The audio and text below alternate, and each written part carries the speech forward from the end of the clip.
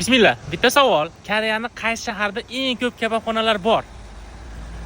Endi qo'ymasdan aytaverasizlar. Javob Pyeontek shahrida deb. Hozir men Pyeontek shahriga ish bilan kelgandim. Yotadigan bo'lib qoldim. Shunda deb zalga ham chiqolmadim. Kakao mapga kirasizlar, kebab deb yozdim. Qaranglar, yomon ko'p ekan borku, bu darajada ko'p deb o'ylamagandim. Mana shu ko'klarda hammasi kebab mana. Men o'zim ko'rib shok bo'ldim.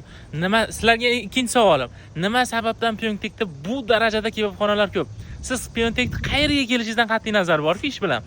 Qoningiz ochib ketadi-yu. Bitta kebab deb yozsangiz, eng uzog'i 5 kilometr atrofida radiusda kebabxona bor ekan.